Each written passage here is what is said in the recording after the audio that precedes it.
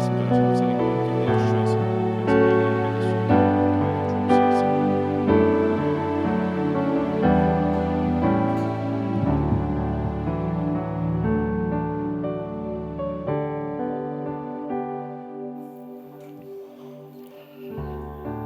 주옵소서. 전능하신 하나님 아버지 감사합니다.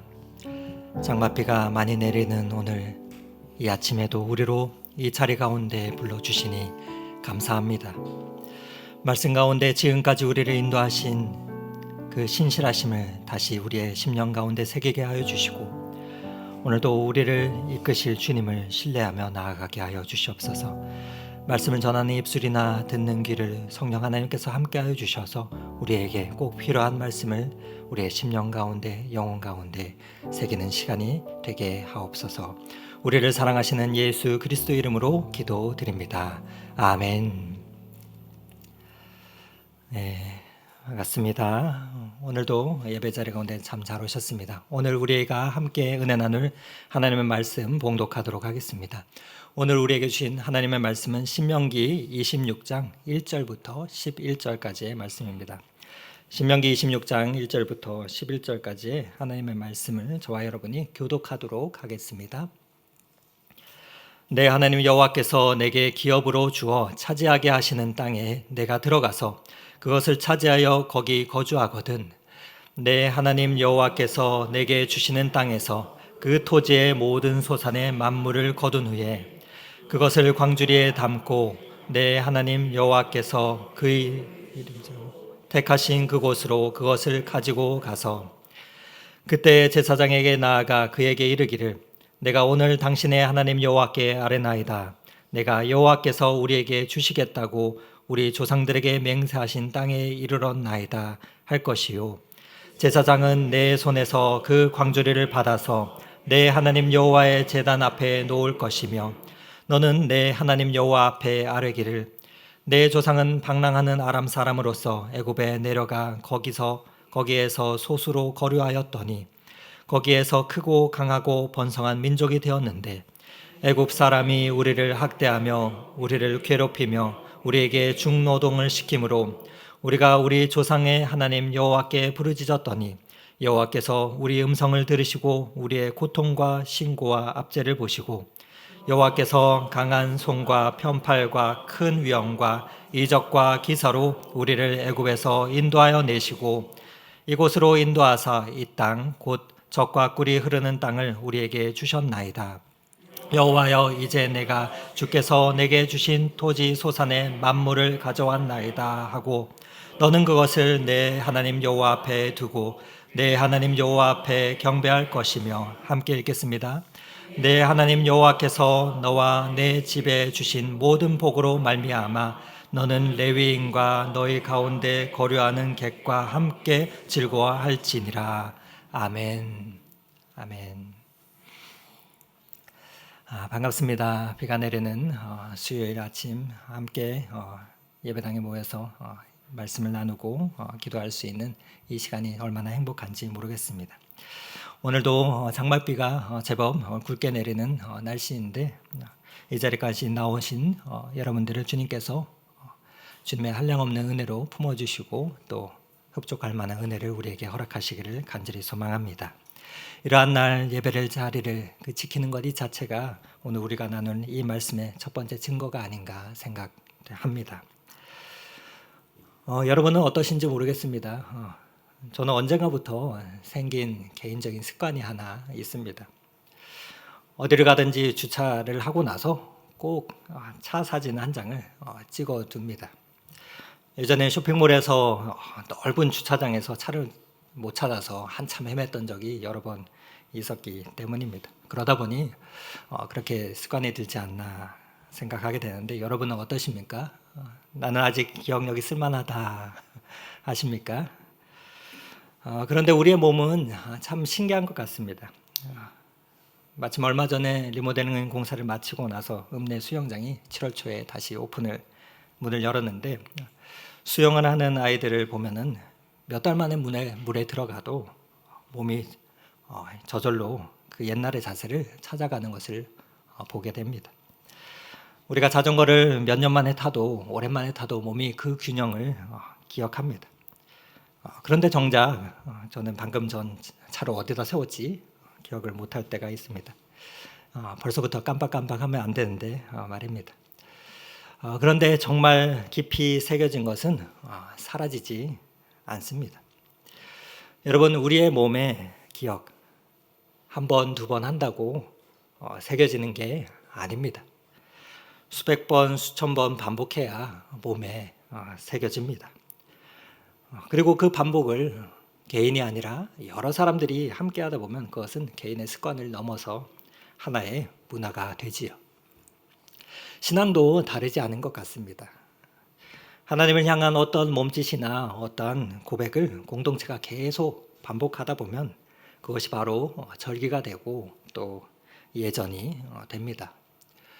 보편적인 교회력에 공식 절기로 자리 잡은 것은 아니지만 한국 교회는 오랫동안 성경의 맥주절 정신을 우리의 보릿고개 또 보릿수확의 시기와 연결해서 맥주 감사절을 지켜오기도 하였습니다.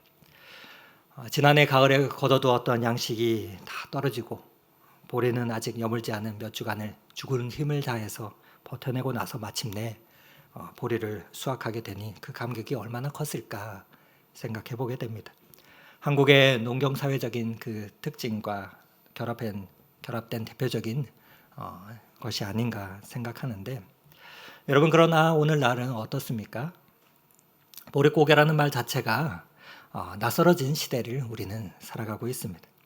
모든 것이 풍족해진 시대를 살다 보니 오히려 그 작은 거에 감사하는 그 자리가 조금씩 잊혀져 가는 것 같기도 합니다. 그런데 오늘 성경을 보면 이스라엘에게도 매년 지키는 세 개의 큰 절기가 있었습니다. 무엇입니까? 유월절과 맥주절과 초막절입니다. 이 절기들은 이름도 배경도 각각 다릅니다. 유월절은 무엇을 기념하는 절기입니까? 애굽에서의 구속과 해방을, 또 그리고 맥주절은 어떻습니까? 첫 수확을. 초막절은 이스라엘 백성이 광야를 방황할 때 광야에서 동행하신 하나님, 지키신 하나님의 그 은혜를 기념하는 절기입니다. 그런데 이 절기들 안에는 공통된 신앙의 몸짓이 있습니다. 그것은 바로 하나님께서 하신 일을 기억하고 또 받은 은혜를 잊지 않으며 감사로 다시 고백하는 것입니다. 오늘 우리가 읽은 신명기 26장 말씀은 여러 절기 중에서 이스라엘 백성들이 마침내 약속의 그 땅에 들어가서 그 땅에서 처음 거둔 소산을 하나님께 드리는 예식을 다루고 있는 본문입니다. 오랜 광야 생활 끝에 드디어 내 손으로 농사를 지어서 얻은 첫 열매를 드리는 감격적인 순간입니다. 그런데 바로 그 순간에 이스라엘 백성들이 입을 연 말이 조금 뜻밖입니다. 우리가 일반적으로 예상하는 그러한 감사의 고백의 말이 아니었습니다. 그들은 이렇게 말을 하고 있습니다. 내 조상은 방랑하는 아람 사람이었습니다 하고 말입니다. 여러분, 조금 이상하지 않습니까? 첫 소산에 담긴 그 광주리를 드리는 그 순간에 왜 하나님께서는 그들에게 그들의 조상의 연약했던 시작인 방랑의 이야기부터 고백하게 하셨을까? 오늘 본문을 우리가 살펴보면서 우리의 감사의 고백을 발견하기를 원합니다. 오늘 우리가 읽은 신명기 26장 1절부터 말씀을 전반절을 보면 오늘 본문 1절에서 4절까지를 보시면 이스라엘 백성들이 가나안 땅에 들어가서 첫 소산을 거두며 어떻게 해야 하는지가 적혀 있습니다. 먼저 첫 소산을 광주리에 담아서 하나님께 정하신 곳으로 가져가야 했습니다. 그리고 제사장은 그 광주리를 받아서 하나님의 제단 앞에 올려놓습니다. 여기까지는 우리가 흔히들 예상하는 감사의 모습이죠. 그 장면을 상상하면서 본문을 보시면 좋겠습니다. 한 사람이 수확한 그 광주리를 들고 하나님 앞에 나와서 그 안에 해 첫 거둔 그 수고의 곡식들이 담겨 있습니다. 얼마나 귀하겠습니까? 첫 소산은 단순히 헌물이 아니라 믿음의 고백이기 때문이죠. 하나님이 이 땅도 하나님께서 주셨습니다. 또 그리고 이 열매도 하나님께서 허락해 주셨습니다. 앞으로의 시간도 하나님의 손에 있습니다 하는 그 고백의 몸짓이기 때문일 것입니다. 그런데 하나님께서는 단순히 그 광주리만, 그 열매만 받으시는 게 아니라 광주리 안에 곡식보다 더 깊은 이야기를 꺼내게 하십니다.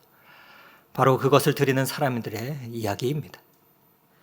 하나님은 우리의 열매만을 보시는 분이 아니십니다. 그 열매를 들고 여기까지 걸어온 사람의 그 과정과 길과 수고를 보시는 분이십니다. 요즘 말로 말하자면 직장에 어렵게 취업한 사람이 하나님 앞에 첫 월급 봉투를 들고 나온 것과 비슷할까요? 하나님은 그 봉투보다 그 숫자 뒤에 있는 우리 이야기를 보시는 분이십니다. 그런데 그 사람이 정작 하나님 앞에서 꺼낸 고백과 이야기가 무엇이었는지 한번 들어보시겠습니까? 오늘 본문 5절 말씀입니다. 하나님 앞에 이 예물을 가지고 와서 하나님 앞에서 낭독하는 첫 마디가 이렇습니다. 내 조상은 방랑하는 아람 사람으로서 애굽에 내려가서 거기에서 소수로 거류하였더니 하며 말하고 있습니다. 여기서 방랑하는 아람 사람은 누구를 가리킬까요? 방랑하는 아람 사람은 야곱을 가리킵니다. 여러분, 야곱이 어떤 인생을 살았습니까? 그의 여정을 보면은 지도의 발자취를 보면 참으로 복잡합니다. 멀리서 조금 이미지가 작아서 많이 보이시지는 않겠지만 정말 많은 곳을 움직여 다녔습니다. 그는 집을 떠날 때 가진 게 거의 없었습니다. 돌을 베개 삼아서 광야에서 잠을 잤습니다. 형의 낯을 피해서 도망친 나그네였습니다.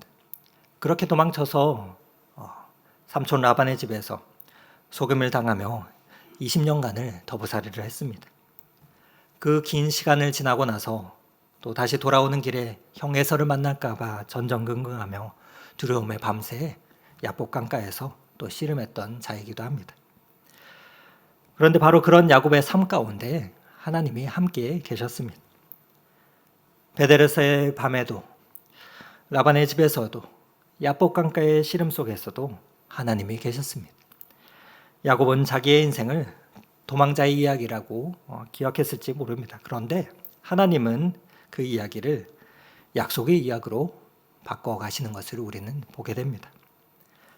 그래서 이 고백은 단순히 이스라엘 백성이 하는 우리 조상이 고생했습니다 하는 그 말이 아닙니다. 하나님께서 방랑하는 사람을, 흔들리는 사람을 버리지 않으시고 약속의 사람으로 빚어가셨습니다 하는 고백입니다. 여러분, 이것은 저와 여러분도 마찬가지입니다. 이 예배 자리에 계신 성도님들도 저마다의 인생에 방랑하는 시기가 있으셨을 것입니다. 그 지난 시간이 힘겨웠던 것은 꼭 경제적인 이유나 가난 때문만은 아니었을 것입니다. 내가 어디에 속하는지 몰랐던 시간들, 또 열심히 살아가지만 이 길이 맞는지 확신하지 못하고 알 수 없었던 그런 시간들, 또 그래서 가족을 위해서 살면서 정작 내 마음은 어느 곳에 하나도 기댈 곳이 없었던 시간들.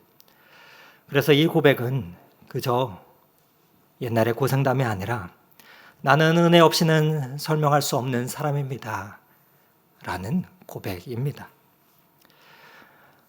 여러분, 많은 사람들과 이야기해보면 보통 자신의 이야기를 얘기할 때 내가 버텨온 이야기로 여기며 말을 합니다. 그리고 그렇게 살아갑니다. 그런데 오늘 본문은 그 이야기의 첫 문장을 우리로 하여금 다르게 쓰게 하고 있습니다. 지금 안정된 자리에 있지만 하나님은 이렇게 우리에게 물으시는 것입니다. 너희가 원래 누구였는지 기억하느냐 하고 말입니다. 지나온 세월을 우리가 가만히 눈을 감고 생각해 보시면 좋겠습니다. 자녀들 배 굶기지 않기 위해서 내 배가 고픈 줄도 모르고 열심히 일했던 시간들도 있었을 것이고, 매달 돌아오는 방세나 공과금이나 그러한 걱정 가운데 밤마다 가슴을 졸이던 날도 있으셨을 것입니다.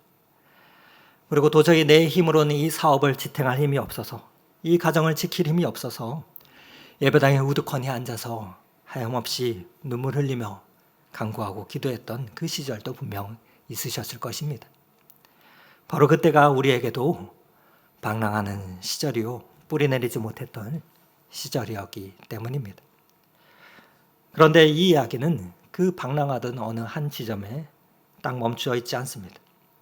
어느 분에게는 이미 지나간 이야기일 수 있고, 어떤 분에게는 여전히 그 흔들림이 진행되고 있는 중일 수도 있을 것입니다. 어느 쪽이든 괜찮습니다. 오늘 본문은 하려는 말이 같기 때문입니다. 바로 그 시절을 지나왔던 지금 아직도 그 방랑의 시절을 지나가고 있던 이 이야기는 다음 문장을 누가 써 내려가는가를 중요하게 우리로 생각하게 합니다. 우리의 이야기의 다음 문장을 누가 써 내려가시는가가 중요합니다. 그 다음 문장은 어떻게 쓰여져야 할까요? 혹시 오해하실까봐 말씀을 드리면 우리가 수고가 우리의 인생 가운데 없었다는 것이 결코 아닙니다. 우리의 인생 가운데 참으로 수고가 많으셨습니다.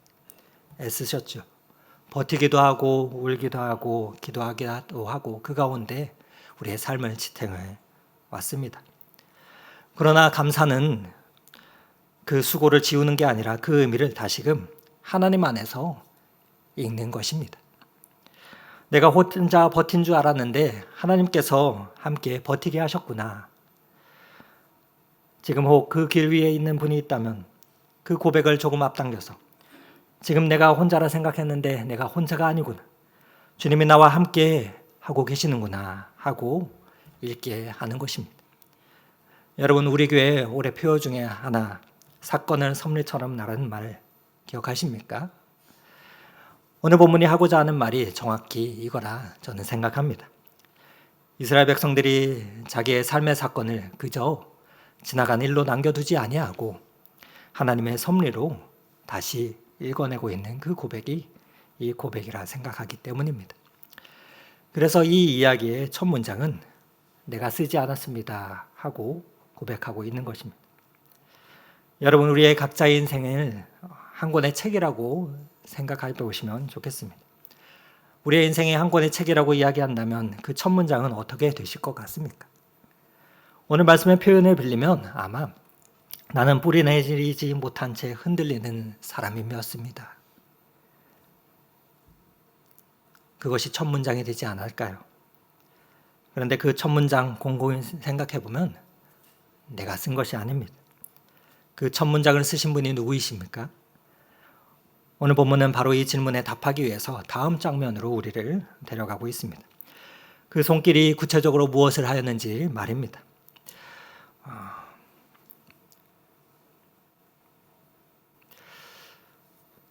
그것이 가리키는 것은 우리가 흔히 생각하는 감사의 순서와 조금 다릅니다. 우리가 감사를 흔히 형편이 좋아졌을 때만 가능하다 생각합니다. 그러나 오늘 본문은 아니라고 합니다. 이스라엘이 감사할 수 있었던 것은 좋은 땅을 얻었기 때문이 아니라 그 이전에 하나님이 행하신 일 때문이었습니다. 오늘 본문 7절에서 8절, 9절까지 말씀을 우리 다시 한번 읽어보도록 하겠습니다. 우리가 우리 조상의 하나님 여호와께 부르짖었더니 여호와께서 우리의 음성을 들으시고 우리의 고통과 신고와 압제를 보시고 여호와께서 강한 손과 편팔과 큰 위엄과 이적과 기사로 우리를 애굽에서 인도하여 내시고 이곳으로 인도하사 이 땅 곧 젖과 꿀이 흐르는 땅을 우리에게 주셨나이다. 아멘. 오늘 본문에 보면 말씀 가운데 들으시고 보시고 인도하시고 주셨다. 이 네 동사가 이스라엘 구원의 이야기를 전체를 떠받치고 있음을 보게 됩니다. 여러분 그런데 이 이스라엘의 이 고백이 사실 이스라엘이 지어내서 하는 그 고백이 아닙니다. 이 고백은 출애굽기 3장에 하나님께서 불타는 떨기나무 가운데 모세에게 직접 하신 말씀을 반복하는 것입니다. 출애굽기 3장 7절 말씀은 이렇게 됩니다. 여호와께서 이르시되 내가 애굽에 있는 백성의 고통을 분명히 보고 그들이 그들의 감독자로 말미암아 부르짖음을 듣고 그 근심을 알고. 출애굽기에는 신명기 26장에 없는 동사가 하나 더 있습니다. 들으시고 보심에 이어서 그 근심을 아셨다 하는 말이 이어집니다. 우리 하나님께는 아신다는 것은 단순히 정보를 들고 알고 계신다는 뜻이 아닙니다. 우리가 우리의 자녀들이 근심할까 봐 또 걱정할까 봐 말 못하는 부분들, 또 배우자에게 다 설명하지 못하는 것들, 또 교회에서는 함께 말씀을 나누고 웃으며 이야기를 나누었지만 집에 돌아가서는 무너져버리는 그런 마음 부분들. 하나님께서는 그런 모든 것들을 아신다는 것입니다. 그런데 그 하나님께서 출애굽기 3장에 여기서 멈추지 않고 이렇게 이어갑니다. 내가 내려가서 그들을 애굽인의 손에서 건져내고 그들을 그 땅에서 인도하며. 여러분, 하나님께서는 하늘의 높은 곳에서 우리의 고통을 관장하며 관찰하시는 분이 아니십니다. 내려오시는 분이십니다. 애굽의 고통 속으로 내려오셨고 마침내 예수 그리스도 안에서 이 땅 가운데 오셨습니다. 십자가는 그래서 하나님이 인간의 고통 밖에 계시지 않고 그 한복판으로 들어오셨다는 가장 깊은 증거입니다. 여러분, 이것을 믿으십니까? 그런데 이 가운데 이러한 마음이 드는 분도 계실 것 같습니다. 하나님께서 내 고통을 보시고 아신다는데 왜 나는 여전히 이렇게 힘이 드는가? 정직한 질문이죠. 하나님이 이스라엘의 부르짖음을 들으신 것은 오늘 우리가 읽은 출애굽기 3장 7절 말씀이지만 그들이 실제 젖과 꿀이 흐르는 땅까지 들어간 것은 40년이 지난 뒤였습니다. 보셨다는 게 고난이 즉시 사라진다는 그 뜻은 아닙니다. 광야는 여전히 광야였습니다. 그러나 그 가운데 달라진 것이 있습니다. 그 광야를 혼자 걷지 않는다는 것입니다. 이스라엘 백성들과 구름기둥과 불기둥으로 함께 하셨던 것처럼 하나님께서 그 고통의 한복판에 함께 계신다는 것을 우리에게 말씀해 주는 것입니다. 고통이 사라진 게 아니라 그 한복판에 내려오신 분이 함께 계신다는 것을 말입니다. 고난의 한복판에서도 그래서 내가 혼자가 아니라 하나님과 함께 한다 하는 그것이 우리의 감사의 이유인 것입니다. 그래서 로마서 8장 32절에는 이렇게 말씀합니다. 자기 아들을 아끼지 아니하시고 우리의 모든 사람을 위하여 내주시니가 어찌 그 아들과 함께 모든 것을 우리에게 주시지 아니하겠느냐. 여러분, 우리 하나님께 가장 귀한 독생자 예수 그리스도를 하나님께서는 우리에게 주셨습니다. 우리가 아직 흔들리고 있을 때에도, 우리가 부르짖고 있을 때, 또 그렇게 부르짖기 전에도 하나님께서는 이미 십자가로 우리를 향해 내려오신 분이십니다. 그것이 복음이죠. 그래서 이 이야기의 진짜 저자는 처음부터 하나님이십니다. 그래서 우리의 감사는 열심히 감사해야지가 다짐이 아니라 이미 받았기 때문에 감사할 수 있습니다 하는 선언이 됩니다. 그래서 오늘 말씀은 이렇게 말을 하고 있습니다. 10절과 11절 말씀 우리 다시 한번 읽어보도록 하겠습니다. 여호와여, 이제 내가 주께 내게 주신 토지 소산의 만물을 가져왔나이다 하고 너는 그것을 내 하나님 여호와 앞에 두고 내 하나님 여호와 앞에 경배할 것이며 내 하나님 여호와께서 너와 내 집에 주신 모든 복으로 말미암아 너는 레위인 너희 가운데 거류하는 객과 함께 즐거워할지니라. 아멘. 성도 여러분, 한번 생각해 보시면 좋겠습니다. 오늘 우리 중에 실제 밭을 갈고 곡식을 거두며 광저리에 담아오는 분이 많지 않으실 것 같습니다. 물론 덕소에는 텃밭이 많아서 많이 경작을 하시고 계시지만 말입니다. 그러면 우리에게 첫 소산은 무엇이겠습니까? 저는 오늘 말씀을 묵상하면서 이렇게 생각해 보았습니다. 우리의 첫 소산은 바로 지난 반년 상반기라는 시간 자체가 아닌가 생각했습니다.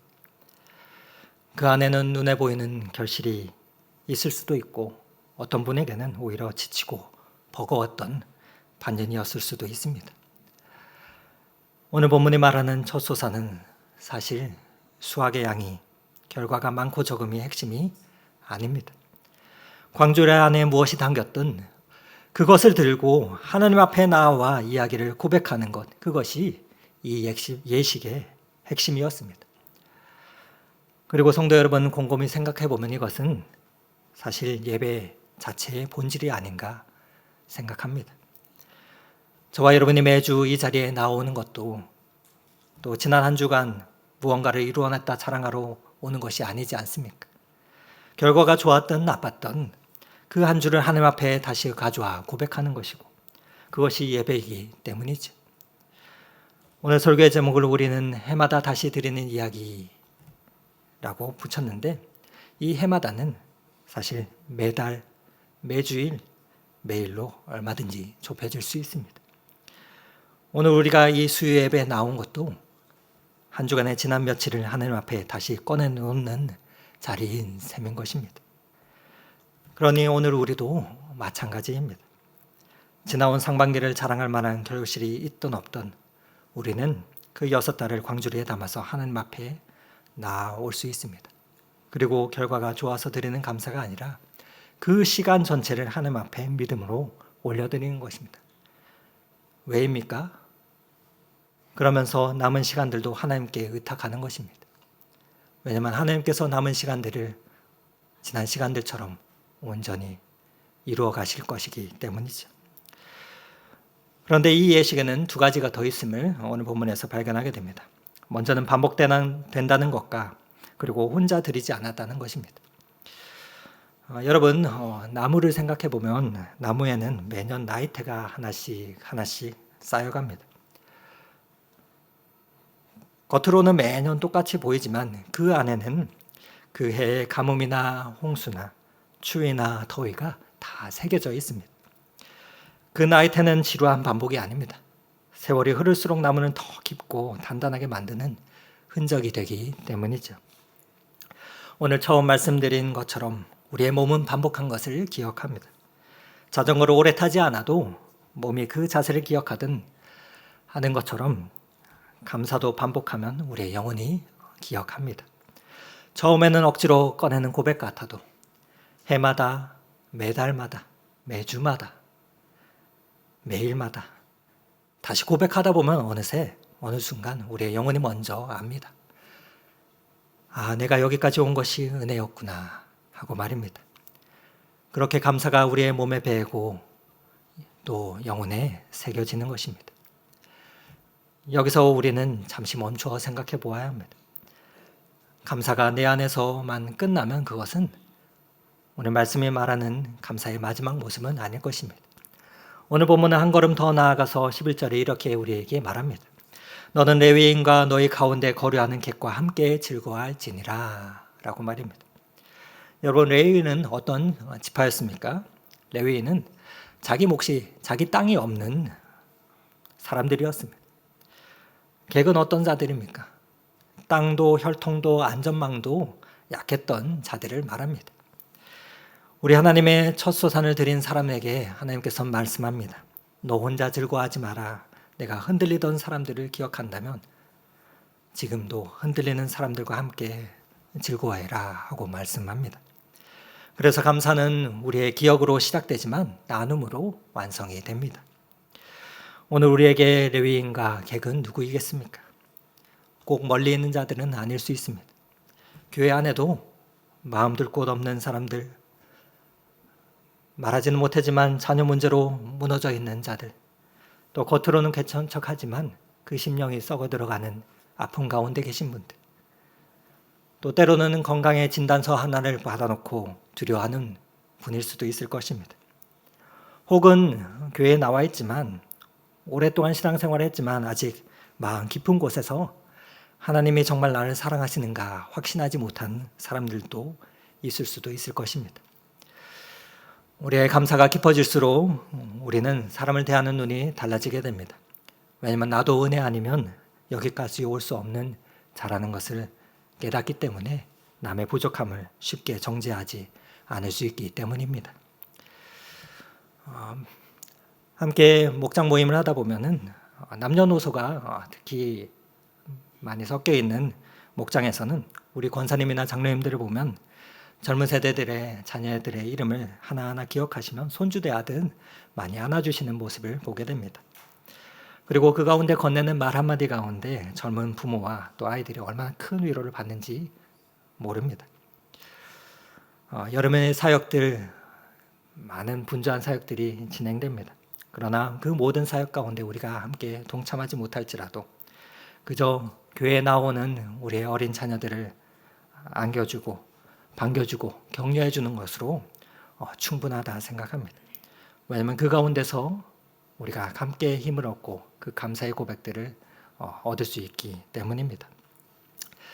어느새 한 해 절반이 막 지난 시점입니다. 하반기도 우리가 무더움과 무더위 가운데 분주함 속에 무엇을 더 이루어야 하나 하는 그 걱정과 생각으로 여러 계획들을 세우고 나아가기 전에 지금까지 나를 이끄신 하나님이 반년도 신실하게 이끄실 것입니다 라는 그 확신으로 우리가 이 하반기를 시작하시면 좋겠습니다. 그래서 우리가 해마다 이 이야기를 다시 감사의 고백을 드리면 좋겠습니다. 사랑하는 성도 여러분, 오늘 신명기 26장 말씀은 결국 우리에게 하나의 질문을 주고 있습니다. 내 인생의 이야기 그 첫 문장은 누가 쓰셨는가? 여러분, 이 이야기의 첫 문장은 내가 쓰지 않았습니다. 이 이야기의 진짜 저자는 처음부터 하나님이십니다. 그리고 우리는 해마다 그 이야기를 다시 고백하며 아직도 흔들리는 이들과 함께 나누고 즐거워할 것입니다. 그러니 오늘 제가 드리고 싶은 권면의 말씀은 감사합시다 하는 이 말이 아닙니다. 오늘 내리는 장맛비를 배경 삼아서 우리가 차를 한 잔 앞에 놔두고 마주하면서 우리의 인생 어느 한 장면을 다시 꺼내 읽어보시기를 부탁드립니다. 다만 그 가운데 우리가 꺼내본 앨범이 행복했던 순간만은 아닐 것입니다. 흔들릴 때도 있었고 지칠 때도 있었고 또 부족했던 장면들도 있었을 것입니다. 그러나 그 장면까지도 다시 꺼내서 하나님이 들으시고 보시고 아시고 이끄신 이야기로 새롭게 읽어보실 수 있기를 바랍니다. 여러분, 휴가를 다녀오면 사람들이 사진을 앨범으로 만드는 것을 본 적이 있으실 것입니다. 휴대폰 속에 수만 장의 수천 장의 정말 많은 사진들이 있지만 다시 꺼내보는 일이 좀처럼 없기 때문입니다. 그런데 이를 앨범으로 만들거나 또 인화해서 만들어 두게 되면 조금은 다릅니다. 거실 책장 한켠에 꼽아 놓았다가 문득 펼쳐보게 되면 그때 온 가족이 둘러앉아서 하나님이 이렇게 이 시기에 지켜주셨지, 이때는 이랬지 하고 다시 읽어보게 됩니다. 우리의 감사도 그렇다 생각합니다. 우리의 행복했던 장면만이 아니라 흔들리고 부족했던 그 장면까지도 하나님이 함께 하신 이야기로 다시 읽는 것입니다. 그래서 내 인생의 신명기 26장은 이 세 문장이 담기면 좋겠습니다. 여러분 가능하시다면 여러분의 마음속에 내 인생의 신명기 26장을 써보시면 좋겠습니다. 그리고 여러분 인생의 신명기 26장을 쓸 때 이 세 문장이 있으면 좋겠습니다. 나는 흔들리던 사람이었습니다. 그런데 하나님이 내 부르심을 듣고 내 고통을 아셨습니다. 내 근심을 아셨습니다. 그리고 하나님이 내 삶 가운데 찾아오셔서 나를 여기까지 이끌어 오셨습니다. 이 세 문장을 고백할 수 있으면 좋겠습니다. 그리고 가능하다면 그 중에 한 장면을 여러분이 만나는 여러분의 손주나 자녀들이나 또 여러분 곁에 있는 누군가에게 들려주실 수 있으면 좋겠습니다. 왜냐하면 그것이 오늘 우리가 드릴 첫 소산의 고백이기 때문입니다. 사랑하는 성도 여러분, 오늘도 내리는 이 장맛비는 헛된 비가 아닙니다. 지금 내리는 이 비가 있어야 여름 내에 곡식이 자라고 과일이 연그러 가기 때문이지. 그리고 마침내 가을의 결실이 맺게 될 것입니다. 우리의 인생도 다르지 않습니다. 지금 우리가 드리는 이 감사의 고백, 믿음의 고백 하나하나가 오늘 하루로 끝나는 것이 아니라 우리의 인생의 하반기 전체를 적시고 자라게 하는 단비가 될 것입니다. 오늘 우리가 다시 꺼내 읽는 이야기가 7월의 무더위로 그 무더위를 넘어서 8월의 지침을 넘어 마침내 우리가 당도할 가을날 우리의 주세의 자리에 설 때 하나님 감사했더니 정말 하나님께서 채워주셨습니다 하는 그 풍성한 고백으로 열매 맺어지기를 간절히 소망합니다. 우리가 함께 부를 이 찬양, 그 찬송도 이와 같은 고백을 담고 있습니다. 오늘 숨을 쉬는 것 감사, 나를 구원하심도 감사, 내가 여기까지 온 것도 주님 은혜입니다.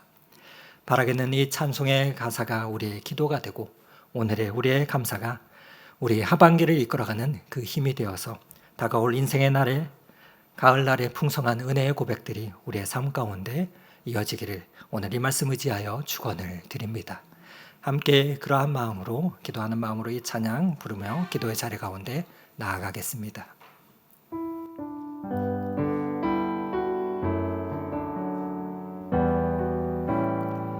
오늘 숨을 쉬는 것 감사. 오늘 숨을 쉬는 것 감사. 나를 구원하신 것 감사. 내 뜻대로 안 돼도 주가 인도하신 것 모든 것 감사.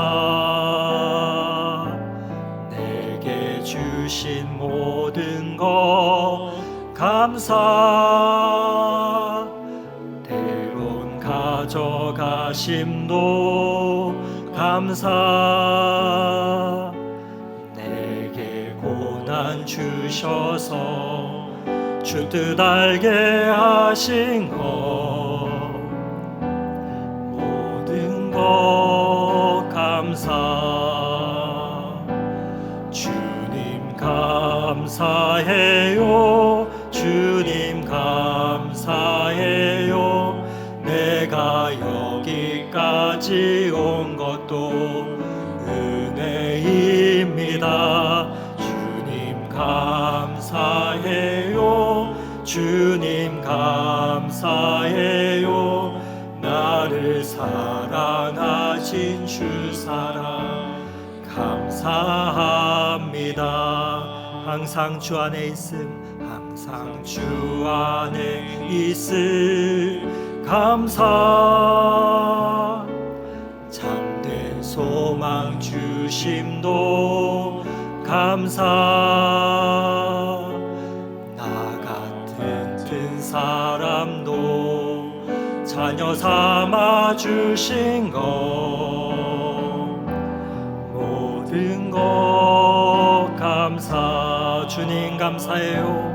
주님 감사해요. 주님 감사해요. 내가 여기까지 온 것도 은혜입니다. 주님 감사해요. 주님 감사해요. 나를 사랑하신 주 사랑 감사합니다. 주님 감사해요. 주님 감사해요. 주님 감사해요. 내가 여기까지 온 것도 은혜입니다. 주님 감사해요. 주님 감사해요.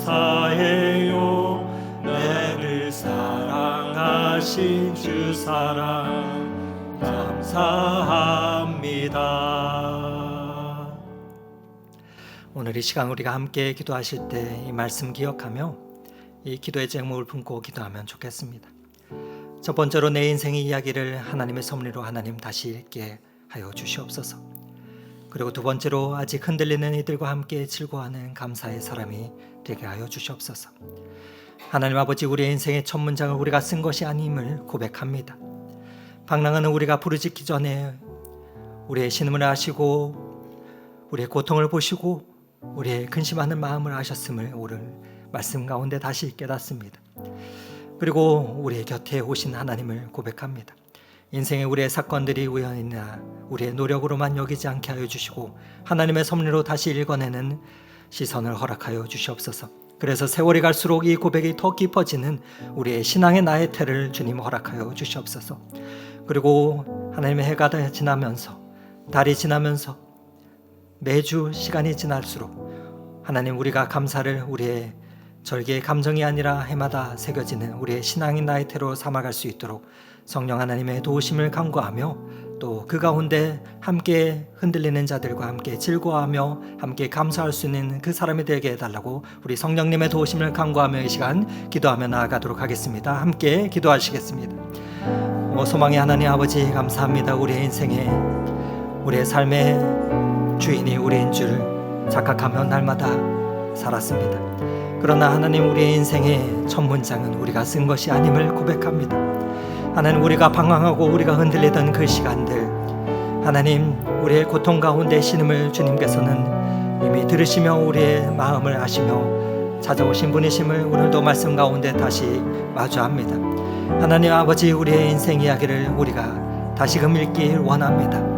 하나님, 우리의 인생 흔들리던 뿌리 내리지 못하던 그 시절, 하나님, 그 사건들을 우리가 우연이나 우리의 노력의 결과로만 여기지 않게 하여 주시고, 하나님의 섭리로 다시금 읽어내려가는 그 시선을, 믿음의 시선을 허락하여 주셔서 세월이 갈수록 이 고백이 더욱 깊어지는 우리의 신앙이 되게 하시고 우리의 믿음이 되게 하여 주시옵소서.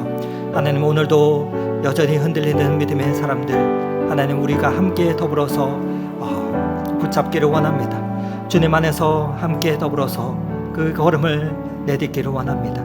하나님, 그 가운데 우리에게 세상에 줄 수 없는 기쁨을 주시고 세상에 줄 수 없는 그 즐거움을 허락해 주셔서 우리에게 허락해 주시는 그 하반기도 하나님 믿음과 감사함으로 열어가게 하여 주시옵소서. 이제까지 이끄신 주님께서 우리의 반년도 신실하게 이끄실 것을 믿습니다. 하나님, 여기까지 은혜로운 것을 기억하며 우리가 아직도 흔들리는 자들을 붙잡게 하여 주시고 함께 더불어서 그 길을 열어가는 믿음의 사람들 되게 하여 주시옵소서. 우리의 입술 가운데 그러한 격려와 믿음의 사랑에 담긴 언어가 있게 하여 주시옵소서. 사랑의 하나님 아버지, 감사합니다. 오늘도 말씀을 통해서 감사가 반복되는 절기의 감정이 아니라 우리의 인생의 이야기 가운데 주님 안에서 다시 읽는 그 고백임을 배우게 하시니 감사합니다. 흔들리는 우리를 들으시고 보시고 아시고 우리의 곁에 오셔서 우리의 삶을 이끄시고 때로는 주저앉아 있을 때 우리를 업으시고 이끌어 가신 그 주님이 우리의 하나님이심을 다시금 기억합니다. 우리의 삶의 고난이 사라진 것은 아니지만 그 고난 속에서도 우리가 혼자가 아니었음을 오늘도 말씀 통해서 알게 하시니 감사합니다. 간과 없기는 하나님, 그 가운데 우리의 감사가 우리의 심령 안에 머물지 않게 하여 주시고 개인의 삶 가운데만 머물지 않게 하시고 아직도 흔들리는 이와 방황한 이들과 함께 즐거워하는 삶으로 흘러가게 하여 주시옵소서. 그래서 새롭게 허락하신, 새롭게 열어주신 남은 하반기 삶 가운데도 우리의 이야기가 살아있는 신앙의 유산이 되기를 원합니다. 그 일 가운데 함께 동행하시는 그 주님을 붙잡고 오늘도 나아가게 하여 주시옵소서. 우리의 삶을 이끄시며 붙드시는 우리의 구원자 되신 예수 그리스도 이름으로 기도드립니다. 아멘.